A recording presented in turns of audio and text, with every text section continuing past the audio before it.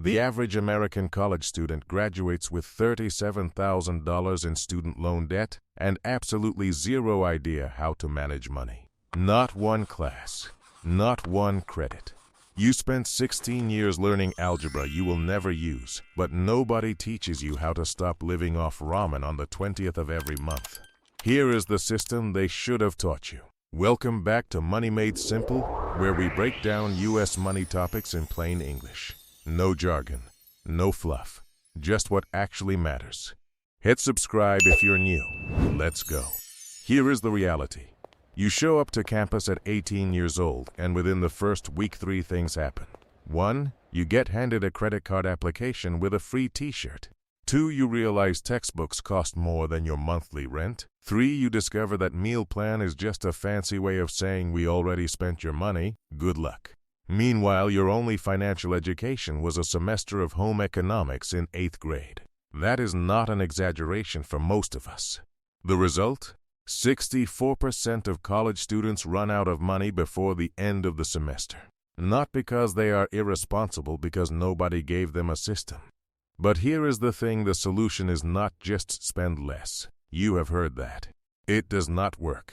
The solution is a system so simple, you can run it from your phone in under 10 minutes a week. Let me show you exactly what this looks like with 2 real college students. Meet Jordan and Maya. Both 20 years old, both sophomores at a state university in Austin, Texas, both working the same part-time campus job, $800 a month take home. Same dorm, same meal plan. Jordan has no system. Paycheck hits. Jordan pays the phone bill, orders DoorDash 3 times a week, buys stuff on Amazon at midnight, goes out every weekend, and by the 3rd week of the month, Jordan has $40 left, and is texting mom for help. Every single month. Same story. By the end of sophomore year, Jordan has 0 savings, $400 on a credit card, and no idea where any of the money went. Maya earns the exact same $800 a month. Same dorm, same meal plan. But Maya follows one simple system. By the end of sophomore year, Maya has nearly $3,000 saved, 0 credit card debt, and is already investing $50 a month. Same income, same campus, same 2 years. The only difference, the system. Here is exactly what Maya does. Step 1 is what Maya calls the one-number system. Here is exactly how it works. Pull up your bank app. Look at your income, not what you hope to make. Not what you made that one great month, your actual reliable worst-case monthly income. For most students, this is your part-time job, plus any financial aid refund that hits your account. Got that number? Good. Now multiply it by 0.8. That is your spending number. The other 20% gone. Does not exist. You never see it. Why? Because the single biggest mistake students make is budgeting based on their full income. And then one unexpected expense, a parking ticket, a broken phone screen, a textbook you did not know you needed, and the whole thing collapses. That 20% buffer is your life happens insurance. It sits in a separate savings account, not your checking, not somewhere you can swipe and you do not touch it unless it is a genuine emergency. And spring break in Cancun is not an emergency. Now take that 80% and split it 4 ways. This is the part that actually changes your financial life. Maya takes her $800. 20%, $160 goes automatically to her buffer savings account on payday. She is left with $640 to work with. First bucket, 50% of the remaining money goes to needs. Rent, utilities, groceries beyond the meal plan, transportation, textbooks, phone bill, the stuff that keeps the lights on. Because Maya lives in a dorm with a meal plan, her needs are way lower than a student renting an apartment, which means more money for everything else. Second bucket, 30% goes to wants. Eating out, coffee, concert tickets, clothes, weekend activities.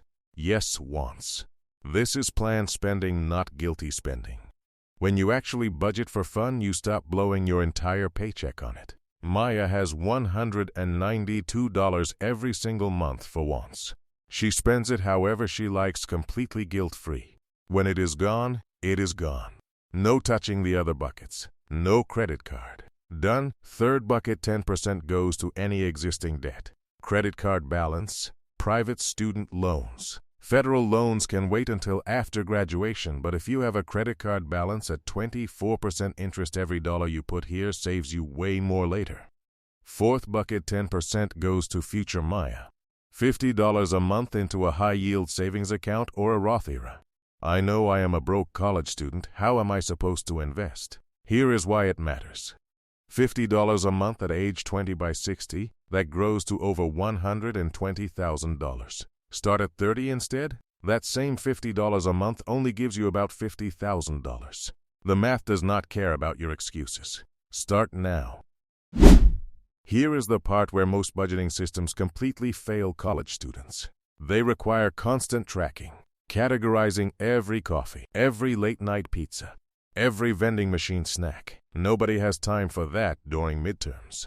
So here is Maya's actual weekly system. Every Sunday, set a timer for 10 minutes.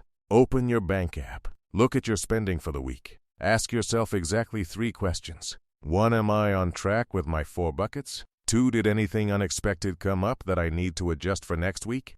3. Is my 20% buffer still intact? That is it. 10 minutes. If you are over in one category, you pull back next week. If you are under, drop the extra into future you bucket. This works because it is realistic. You are not tracking every dollar. You are not using spreadsheets with 47 categories. You are checking in once a week and making small adjustments. That is a system a college student can actually stick with. Now here is a move that saves the average college student over $500 a year: the subscription audit. Pull up your bank statement right now. Scroll through the last 30 days. Find every single recurring charge. For each one, ask, did I use this in the last 30 days? If the answer is no, cancel it today. Maya did this her first week of sophomore year and found $47 a month in subscriptions she had completely forgotten about. $47 a month, $564 a year, from subscriptions she was not even using. Every dollar she freed up went straight into her savings bucket. And here is the biggest money leak: most college students never think about food delivery apps. DoorDash, Uber Eats, Grubhub.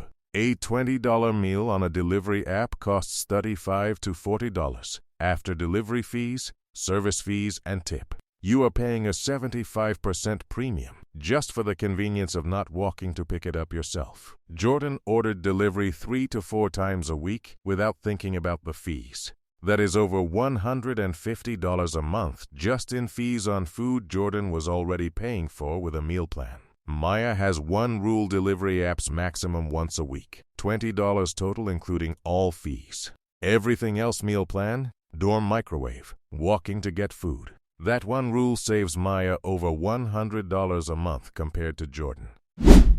Here is something that kills student budgets faster than anything else, and nobody talks about it. It is called lifestyle creep.